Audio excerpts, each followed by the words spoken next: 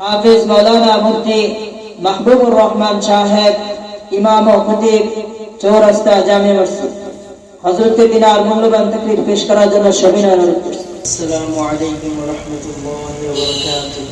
ওয়া আলাইকুম আসসালাম ওয়া রাহমাতুল্লাহি ওয়া বারাকাতুহু।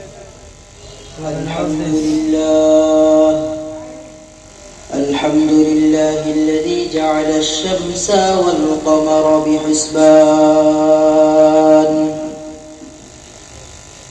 والنجم والشجر يسجدان وفضل زمانا على زمان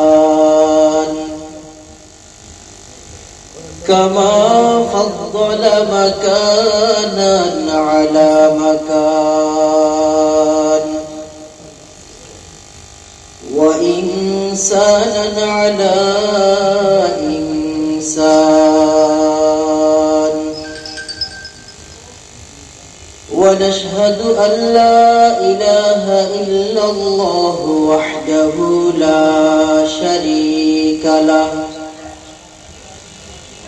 لا ضد له ولا بد له ولا مثل له ونشهد أن سيدنا وسندنا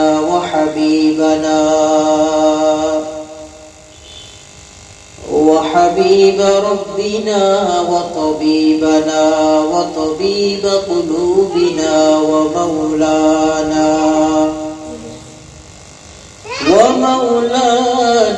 محمدا عبده ورسوله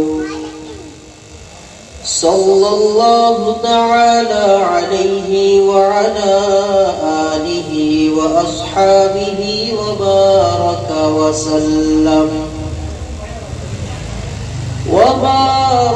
وسلم تسليما كثيرا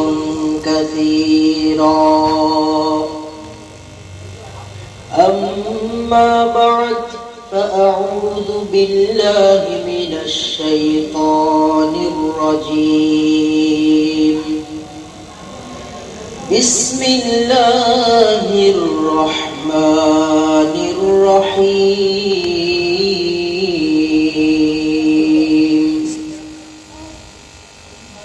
قد أفلح من زكاها وقد خاب من دساها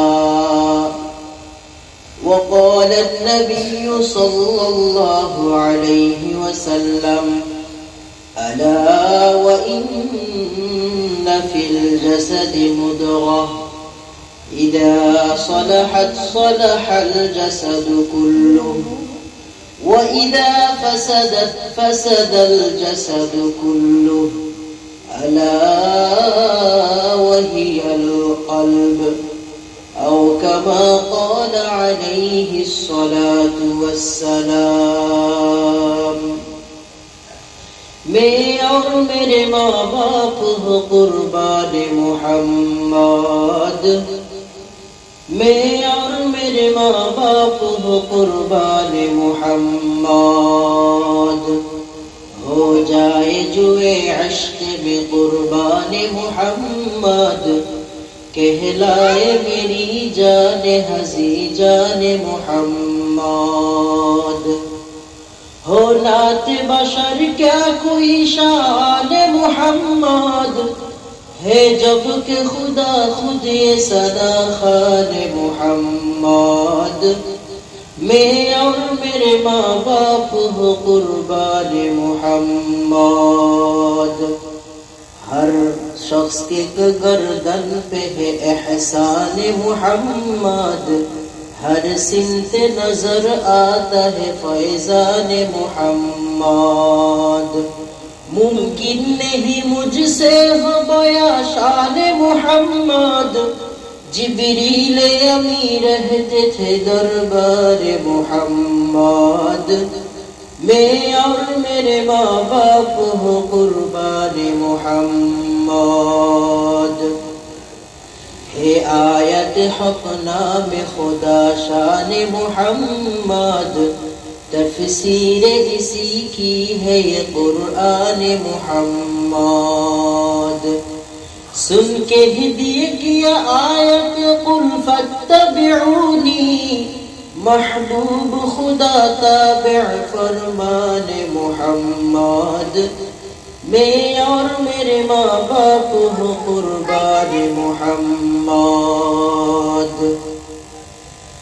हर दौर में बातिल ने बहुत जोर लगाया, लेकिन न बुझी मशाल कुरान मुहम्मद। उम्मत में अबू बकर का शानी नहीं कोई, जो पास था सब कर दिया कुर्बान मुहम्मद। मैं और मेरे माँ बाप हो कुर्बान मुहम्मद। इस्लाम की अज़मत को उमर ने बढ़ाया, हर मुल्क में फैला दिया फरमान मुहम्मद। उस्मान ने इरशाद नबी सामने रखा, सिंचा है लहू दे के जो बुस्तान मुहम्मद। मैं और मेरे माँ बाप हो कुर्बान मुहम्मद। अल्लाहुम्मा सल्लि अला मुहम्मद व अला आलि मुहम्मद, कमा सल्लैता अला इब्राहीम व अला आलि इब्राहीम, इन्नका हमीदुम मजीद। अल्लाहुम्मा बारिक अला मुहम्मद व अला आलि मुहम्मद, कमा बारकता अला इब्राहीम व अला आलि इब्राहीम, इन्नका हमीदुम मजीद। अल्हम्दुलिल्लाह, আল্লাহ পাকের দরবারে লাখো কোটি শুকর যে আল্লাহ তাআলা অত্যন্ত দয়া করে মায়া করে ভালোবেসে আমাদের হায়াতকে দীর্ঘায়িত করে আজকের এই দিন পর্যন্ত আমাদেরকে সুস্থ সবল রেখে কোরআনের মহব্বতে দ্বীনের নিসবতে এই একটি জান্নাতি বাগানে আমাদেরকে আসা এবং বসার তৌফিক দিয়েছেন।